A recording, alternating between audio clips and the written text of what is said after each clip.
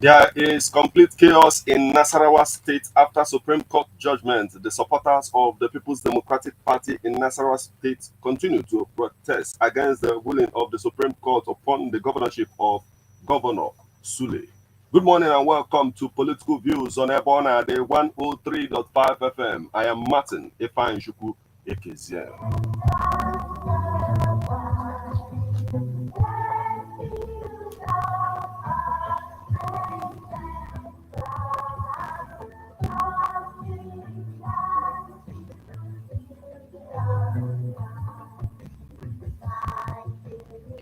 Though the states that got victory from the judgment of the Supreme Court, are jubilant about, the Supreme Court's judgment, the protesters blocked town and the Lafayette Town Road. This is coming after the peace accord signed by PDP and APC before the judgment. Meanwhile, 4 days after Ibadan explosion, Bodija residents are still devastated, recounting their ordeal. The residents insisted that the federal government must do better in granting licenses to foreigners. A lot to talk about, a lot is happening in our politics. So let's get right into it. Let me bring you up to speed on the happenings in our political space this morning.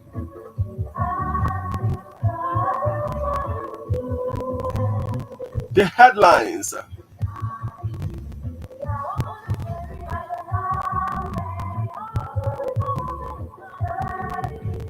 Ohaneze restates support for Tinubu's fight against corruption. Dangote Refinery registers MOMAN, IPMAN, DAPPMAN.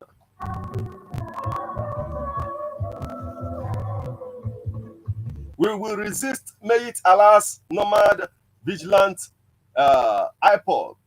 We will resist Myetti Allah's nomad, vigilante, IPOB. Sacked Plateau lawmakers, we are seeking legal, political solutions. Mufwanga.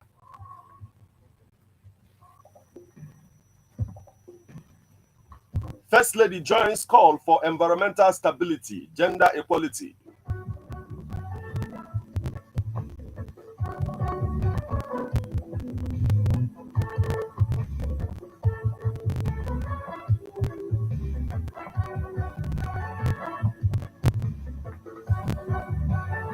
CBN gears up for first MPC meeting under Kaduso.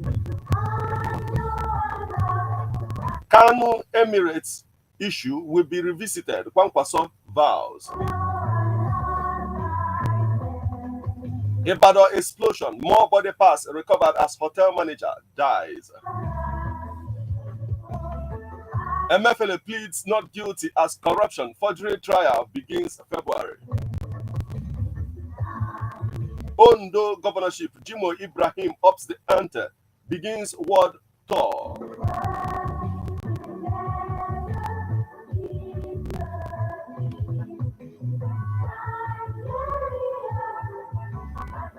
This is Political Views on Ebona, the 103.5 FM. Remember that you can become part of the conversation by sending your reactions via SMS or WhatsApp messages on 080-96661035. Join us on Facebook as we are live at Ebona, the 103.5 FM. Now, the first story we have for you this morning. Ohaneze restates support for Tinubu's fight against corruption.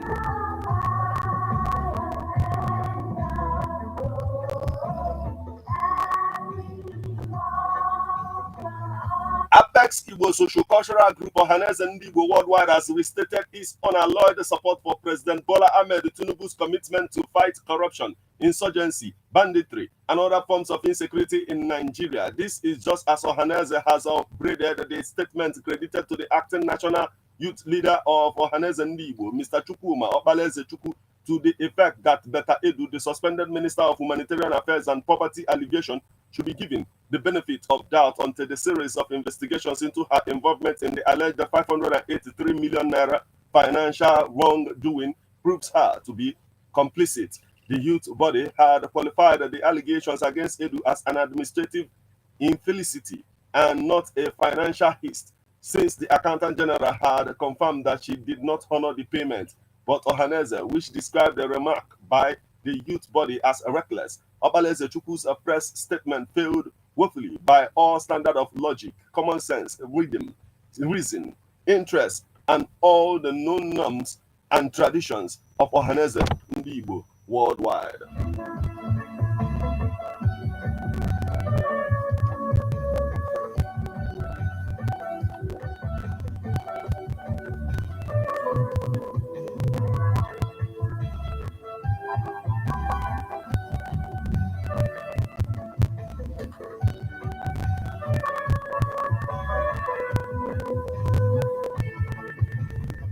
And the next story we have for you this morning, Dangote Refinery registers MOMAN, IPMAN, DAPPMAN for production distribution. Management of Dangote Petroleum Refinery has registered members of Depot and the Petroleum Products Marketers Association of Nigeria, Independent Petroleum Marketers Association of Nigeria, and Major Oil Marketers Association of Nigeria for the distribution of its products. The refinery said it has commenced a registration of distributions for the lifting and distribution of refined petroleum products across the country. So far, members of the three prominent associations that constitute 75% of the total market in Nigeria have been registered. This was contained in the press statement the management issued at the weekend. The company is also considering other marketers that have signified interest in the lifting and distribution of its petroleum products in the country. Executive Secretary, Depot, and Petroleum Products Marketers Association of Nigeria, Olufemi Adewolu, said that the association commenced discussions with Dangote Petroleum Refinery regarding the lifting and distribution of refined petroleum products last year during a meeting between DAPPMAN Chairman Dame Wilfred Apani, the second Vice Chairman Alhaji Mahood Tuko, and the President of Dangote Group, Aliko Dangote.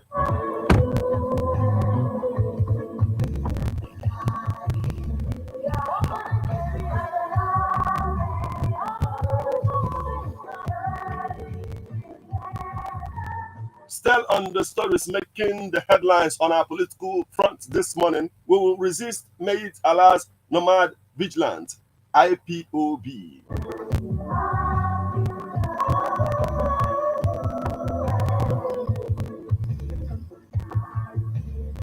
The indigenous people of Biafra has faulted the vigilant group formed by Myetti Allah, saying that it will resist its formation in Southeast and South-South. The group noted that from the mission of the nomad vigilant group, it would work with Nigerian security forces to secure and protect the country, and wondered why the nomad vigilant group noted for terrorist activities would secure and protect the people being terrorized by the same group. In a statement on Friday by the IPOB Media and Publicity Secretary, Ima Powerful, the group said the idea of recruiting terrorists and bandits into what they branded as nomad vigilant is another strategy to ethnicize the entire Nigerian since Ruga has failed. The statement read the attention of the global family and the movement of the indigenous people of Biafra, ably led by the great prophet and liberator Mazen Nandi Okuchukwu Kanu, has been drawn to the launching of the so-called National Nomad Vigilant Group by Myetti Allah in Nasarawa State. IPOB is not against anyone, group or ethnic groups for setting up vigilante groups to defend themselves, since Nigeria's security architecture has been heavily compromised and failed and infiltrated by terrorists and sponsors. However, we are concerned about the code name and the state mission behind the formation of the vigilant group formed by Myetti Allah from their stated mission. This nomad vigilant group formed by Myetti Allah will work with Nigerian security forces to secure and protect the country. How can a known terrorist group that is terrorizing the entire country from a security outfit to secure the same people that they are terrorizing? IPOB record that Myetti Allah has proposed to form a nomad vigilant to operate across the entire state in Nigeria during the last administration. The group alleged that the new idea of recruiting terrorists and bandits into what they branded as nomad vigilantes is another strategy to ethnicize the entire Nigerian since Ruga was defeated. The group, however, warned Myetti Allah to stay off every inch of Biafra Southeast territory with their nomad vigilante group.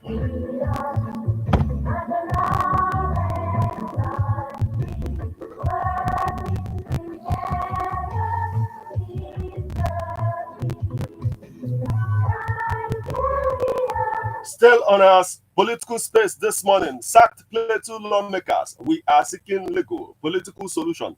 Moved Wanga.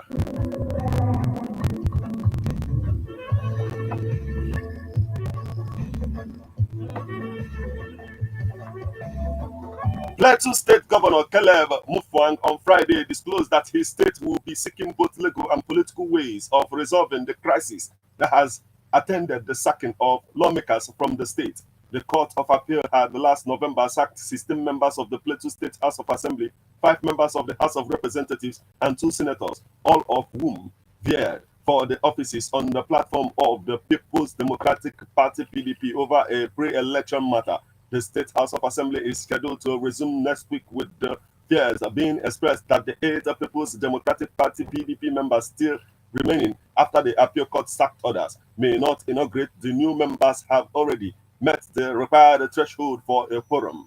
However, responding to a question over the development, Governor Mutfwang, who said he was at the villa on a thank-you visit to President Bola Tinubu for not interfering in the functions of the judiciary and allowing the courts to deliver justice as they see fit, said all possible options are being considered. Yes, I think this is an ongoing discussion, and I can't tell you anything now, because we are looking at all the possible solutions legally, politically, or otherwise, to ensure that my interest is to have a peaceful state where I can focus on development and governance, and therefore we want to ensure that we reduce all areas of friction as much as we can. I want to particularly thank Nigerians for the interest they have shown in the Plateau situation.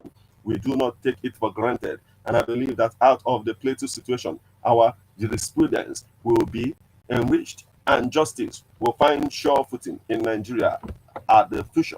That's the most I can say, he said.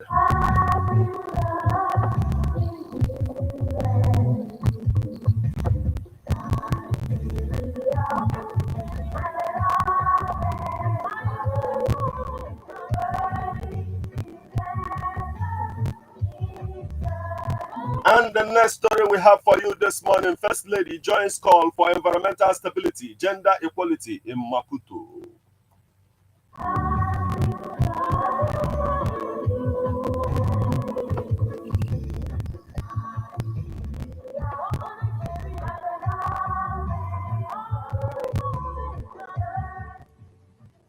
My name is Chief Dr. Sarah Bobman Udoku Dana Magrindo Gidi. Join Martins on political views on Mondays 3 p.m., Saturdays 10 a.m. on Ebonadi 103.5 FM Gidi.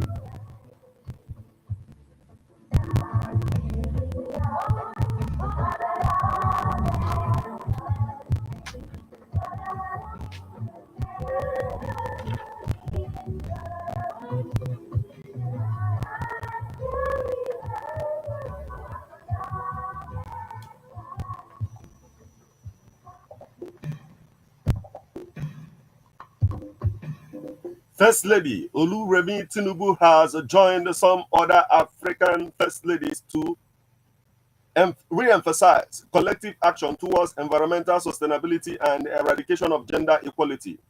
The First Lady, who was one of the guest speakers at the launch of We Are Equal campaign and Zero Waste Movement Agreement of the Organization of the African First Ladies for Development, noted that her initiative, the Renewed Hope Initiative, would drive these ideals, using education as a tool. The First Lady's message was contained in a statement issued by her spokesperson, Development We Are Equal campaign. This effectively aligns with the mission of the Renewed Hope Initiative, which is driven by my office to complement the efforts of the administration of President Bola Ahmed Tinubu GCFR, she said. First Lady Tinubu stated that an alternative high school for girls will soon be established to give girls who drop out of school the opportunity to acquire secondary school education to enable them proceed to higher institutions of learning. This program not only recognizes the inherent potential within every girl child, but also serves as a catalyst for empowerment, offering a tailored educational approach that resonates with their unique circumstances, she said. In the area of environmental sustainability, the First Lady noted that through the collaborative efforts of government and the private sector, there have been tangible results in waste reduction and innovative recycling programs.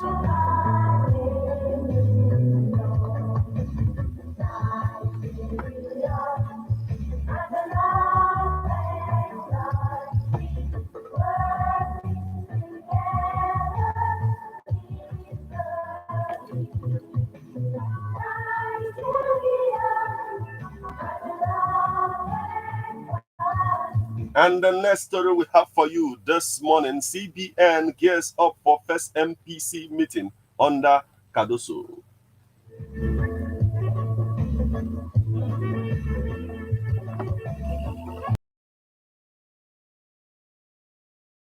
For the inaugural Monetary Policy Committee meeting under the leadership of its new governor, Olayemi Cardoso. The MPC meeting will be held in Abuja on Monday, February 26th and Tuesday, February 27, 2024 to ensure a smooth transition and address key challenges. The CBN has hosted a 2-day strategic session in Abuja for MPC members. Acting Director Corporate Communications of the CBN, Mrs. Hakama Sidi Ali, in a statement announcing the scheduled meeting, said the retreat provided a platform for MPC members to engage in in-depth discussions about the committee's objectives and the current economy. This facilitated brainstorming and strategizing for future policy decisions. A critical focus area of the retreat was on improving the monetary policy transmission mechanism. This crucial tool aims to translate policy decisions into tangible effects on the real economy, such as influencing inflation and growth. By deliberating on potential amendments and optimization, the MPC seeks to enhance the effectiveness of its policies. To enrich the discussions, the retreat sessions, Sidi Ali said, were facilitated by a diverse group of experienced individuals, former MPC members, monetary policy communication specialists from the IMF, and directors of key CBN departments all contributed their expertise, offering valuable insights and perspectives. Sidi Ali emphasized the importance of the retreat, stating that the valuable insight gained from these discussions will significantly contribute towards the robustness of the forthcoming MPC meetings. This proactive approach underscores the CBN's commitment to effective policymaking and a successful transition under Governor Cardoso. Additionally, the CBN website has published a calendar for 2024 outlining subsequent MPC meetings throughout the year. The meetings have been scheduled for February, March, May, July, September, and November 2024.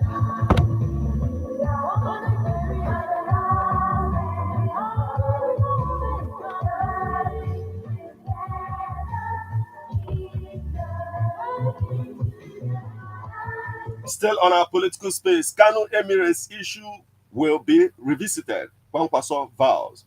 Kano Emirates issue will be revisited. Kwankwaso vows.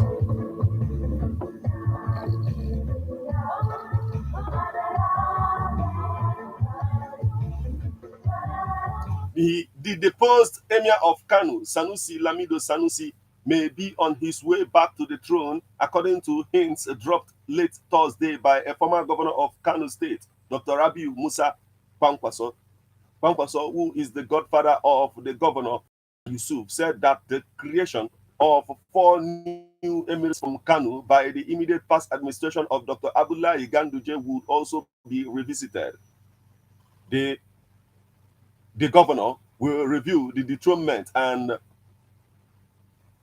balkanization of the emirate. Kwankwaso, who is Yusuf's father-in-law and presidential candidate of the new Nigerian People's Party, told select radio stations in Kano, honestly, it is one of the things that nobody has sat with me to discuss so far, but I am sure we are going to sit and see how to go about it. Is it going to be allowed, demolished, corrected, or whatever? It will be revisited, and what is supposed to be done will be done.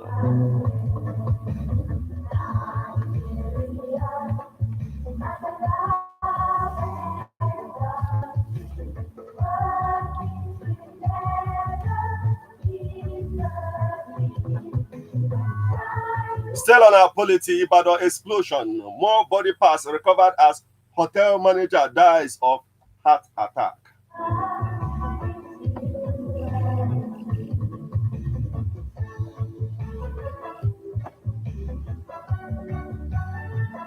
More body parts were yesterday recovered at the scene of Tuesday's explosion at Old Bodija, Ibadan. The incident manager, Professor Temitope Aloge, made the disclosure in an interview with newsmen. Aloge said the parts had been sent to forensic experts for analysis. He said it could not be confirmed yet if the recovered parts belonged to the fatalities recovered already or a new one, thereby allaying fears of increased fatalities. He ruled out the possibility of recovering more fatalities, noting that search and rescue efforts had entered the fall with the ground zero almost leveled. Alonge said it is good news and bad news. The good news is that every patient have been accounted for. About 27 patients were sent at the G. Rafa Hospital, and all of them have been discharged, which is good. At the Redeemers Hospital as well, I think we have only 6 people left. There's only one person left in 3 state hospital. The other people have been discharged. We will go to the other hospital where there are victims, and we are sure things would have improved. That's good news. The bad news, however, is that unfortunately I have to my principal, the executive governor of Oyo State, Sheyi Makinde, that unfortunately we recovered another body part. The issue on the ground is that the moment you find a body part around an area, the chances are that is probably coming from the same person. But since we can't confirm or dispute until we have our foreign immediates, it is not something they do within 24 hours. It is going to take a little while because it will be a matter of DNA testing and trying to crossbreed what has been found.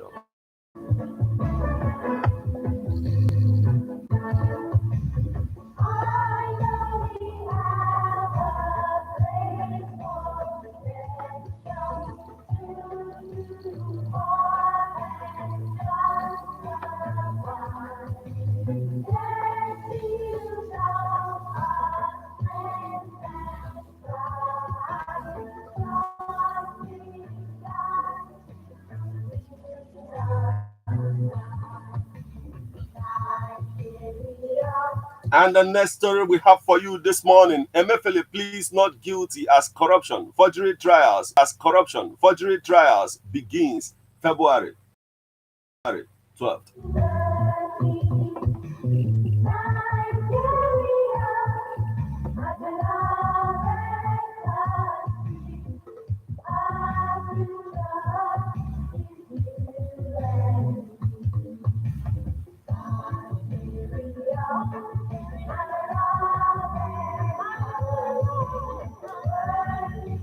Past Central Bank of Nigeria Governor Godwin Emefiele yesterday pleaded not guilty to the amended 20-count charge of criminal breach of trust, forgery, conspiracy to obtain by false pretense, and obtaining money by false pretense preferred against him by the Economic and Financial Crimes Commission, EFCC. The Federal Capital Territory High Court, which is trying him, granted the plea of Emefiele's legal team to be allowed to continue to enjoy the bail conditions earlier granted him by the court. The former CBN governor was initially arraigned on November 17, 2023 on a 6-count charge of leveraging his position to bestow corrupt advantages upon a staff member, Sadatu Ramalan Yaru. He was some on November 22nd, 2023. He was, however, rearraigned last Thursday under the amended charges. Soon after the amended charges were read yesterday, Emefiele's lead counsel, Matthew Booker San, citing Section 221 of the Administration of Criminal Justice Act that objections shall not be taken during the proceedings or trials on the ground of imperfect or erroneous charge, objected to court one based on his franken framing of the charge. He told the court that although he had no issue with the original charge, he was worried by the construction of the revised version. Count 1 on the charge sheet reads that you, Godwin Ifeanyi Emefiele, male, adult, sometime in 2018, within the jurisdiction of this honorable court, did use your position as governor of the Central Bank of Nigeria to confer corrupt advantage on Sadatu, Ramalan, Yaro, a staff of the Central Bank of Nigeria, by awarding a contract for the supply of 37 Toyota Hilux vehicles at the cost of 854,700,000 naira, only to April 1616 Investment Limited, a company in which the said Sadatu Ramalan Yaro is a director, and you thereby committed an offense. The prosecution counsel, Rotimi Oyedepo San, countered, saying the objection was improper at the stage of taking the plea. Citing previous court pronunciation on the issue, Oyedepo said the state is not set yet to make objections on the validity or otherwise of the charge. The defense must wait. After the plea has been taken, the defense may raise objections on the validity or otherwise of the charge. The objection is premature and should not be entertained now. Justice Muazu said Section 396 of the Administration of Criminal Justice Act was clear on the subject, and told the counsel that the objection was noted but not enough to stop the proceeding.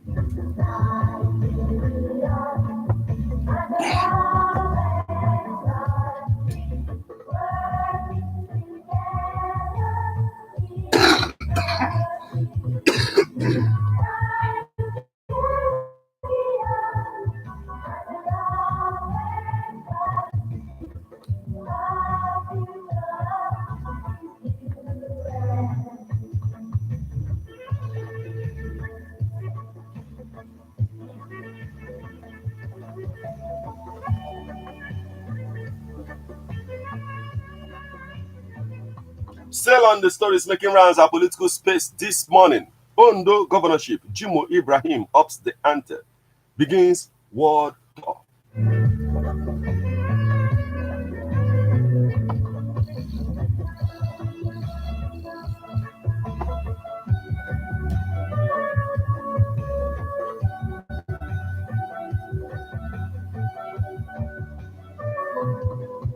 As the jostling for the party's governorship tickets for the November election in Ondo State gathers momentum, an aspirant from the All Progressive Congress, Dr. Jimo Ibrahim, is set to embark on a consultation tour of the 203 wards in the state next week. Jimo, who currently represents Ondo South in the Senate, recently completed a similar tour of the 18 local government areas.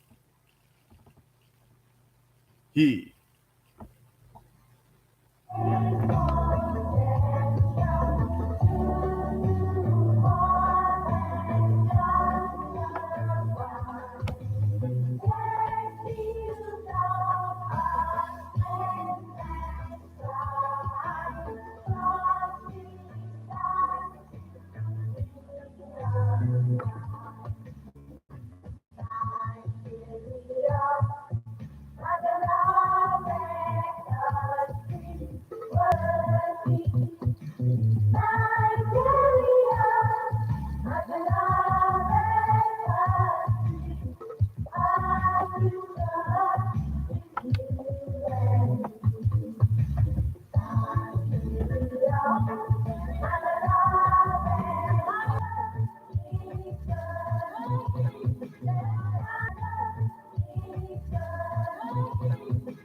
jostling for 203 wards in the state next week.